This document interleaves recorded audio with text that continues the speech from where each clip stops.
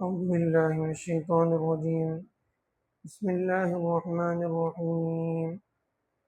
لتجدن أشد الناس عداوة للذين آمنوا اليهود والذين أشركوا ولتجدن أقربهم مودة للذين آمنوا الذين قالوا إنا نصارى ذلك بأن منهم قسيسين ورهبانا وأنهم لا يستكبرون. اللہ تعالیٰ کا ارشاد ہے کہ آپ ضرور بضرور پائیں گے ایمان والوں سے دشمنی میں بڑے سخت جو ہیں یہود ہوں گے، اور وہ لوگ ہوں گے جنہوں نے شرک کیا، اور آپ ضرور بضرور دیکھیں گے کہ ایمان والوں کے ساتھ یعنی محبت میں ان کے ساتھ ان کے ساتھ اچھا سلوک کرنے میں جو ہے وہ لوگ سب سے زیادہ قریب ہوں گے، جو لوگ اپنے آپ کو جنہوں نے نصارہ کہا، اس لیے کہ ان میں سے بعض وہ ہیں جو ان کے علماء ہیں، قسیس جن کو کہا جاتا ہے، اور بعض وہ ہیں جو بڑی عبادت گزار ہیں، جو دنیا سے کنارہ کش ہو کر عبادت میں مشغول رہتے ہیں، اور یہ لوگ جو ہیں حق کے سلسلے میں تکبر نہیں کرتے. یہاں پر دو باتیں کہی گئی ہیں کہ ایمان والوں سے دشمنی میں سب سے زیادہ جو ہے آگے وہ لوگ ہوں گے جو لوگ یہودی ہیں اور جو مشرک ہیں. یہ اللہ کے نبی صلی اللہ علیہ وسلم کے زمانے میں بھی اس کا جو ہے بہت کھل کر ظہور ہوا کہ اللہ کے نبی صلی اللہ علیہ وسلم کے خلاف جو ہے کیسی کیسی کارروائیاں ان لوگوں نے کی اللہ کے نبی صلی اللہ علیہ وسلم کو شہید کرنے کے لیے، ختم کرنے کے لیے، حتیٰ کہ ایک مرتبہ اللہ کے نبی صلی اللہ علیہ وسلم کے خلاف جو ہے پورے عرب کا جو ہے محاذ کھڑا کر دیا اللہ کے نبی صلی اللہ علیہ وسلم کے خلاف سازش کر کے. حالانکہ ان کا جو ہے اللہ کے نبی صلی اللہ علیہ وسلم کے ساتھ معاہدہ بھی تھا، لیکن اس کے باوجود جو ہے انہوں نے اللہ کے نبی صلی اللہ علیہ وسلم کے خلاف بہت ساری کارروائیاں کی، اور مسلمانوں نے اس وقت بھی دیکھا اور آج تک جو ہے یہ بالکل جو ہے پوری دنیا کے سامنے ہے. اس کے علاوہ مشرکین نے بھی اللہ کے نبی صلی اللہ علیہ وسلم کے خلاف، مسلمانوں کے خلاف بہت ساری کارروائیاں کی ان کے دین کو، مشن کو جو ہے ختم کرنے کے لیے. اس کے علاوہ جو ہے یہاں جہاں تک رہی بات جو ہے وہ نصارہ کی کہ وہ مسلمانوں سے محبت میں سب سے زیادہ آگے بڑھیں گے، یا محبت میں جو ہے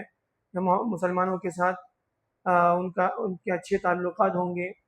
یہ بھی اللہ کے نبی صلی اللہ علیہ وسلم کے زمانے میں ہوا کہ مسلمان جب جو ہے مکے میں تھے اور شروع کا دور تھا، تو اللہ کے نبی صلی اللہ علیہ وسلم نے جب مکے والوں کو دعوت دی، اس کے بعد جو ہے مکے کے مشرکین نے اللہ کے نبی صلی اللہ علیہ وسلم کے خلاف تو یعنی بظاہر عملاً کچھ نہیں کر پائے، کیونکہ وہاں پر ابو طالب تھے، اور جو ہے مسلمانوں کی اپنی کوئی طاقت تو نہیں تھی، لیکن چونکہ اللہ کے نبی صلی اللہ علیہ وسلم جو ہے جس قبیلے سے تعلق رکھتے تھے، قریش تھے، اس کا جو ہے اپنا ایک وزن تھا، جس کی وجہ سے اللہ کے نبی صلی اللہ علیہ وسلم کے خلاف جو ہے وہ یعنی عملاً کچھ نہیں کر پاتے تھے. لیکن جو لوگ مسلمان ہوتے تھے ان کو بہت پریشان کرتے تھے. تو اللہ کے نبی صلی اللہ علیہ وسلم نے جو ہے مسلمانوں کی جماعت کو جو ہے پھر ایک مدت کے بعد جب ان پر حالات شروع ہوئے تو ان کو جو ہے مکے سے ہجرت کر کے حبشہ جانے کی اجازت دی.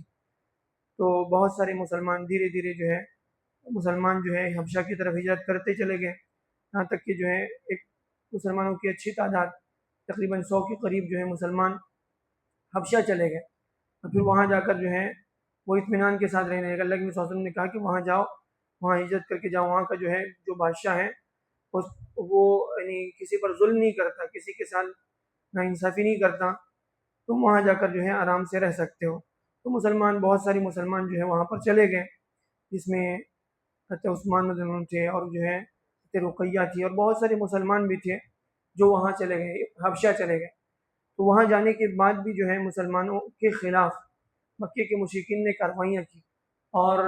یعنی ایک وفد جو ہے باقاعدہ مسلمانوں کے خلاف جو ہے مشرکین نے وہاں پر بھیجا، تاکہ مسلمانوں کو جو ہے وہاں سے پھر واپس مکے لایا جائے اور ان کو جو ہے پھر ستایا جائے، ان کو پریشان کیا جائے، ٹارچر کیا جائے، لیکن جو ہے وہ وقت ناکام ہوا اور ان کو واپس آنا پڑا۔ پھر اس کے بعد جو ہے یعنی جب مسلمان وہاں سے مکے سے ہجرت کر کے حبشہ کیوں آئے، یہ سب انہوں نے بتایا۔ حضرت جعفر انہوں نے بتایا کہ ہم لوگ جو ہے بت پوچھتے تھے، بالکل جاہل تھے، ہمیں کچھ نہیں آتا تھا۔ اللہ کے نبی صلی اللہ علیہ وسلم نے آ کر جو ہے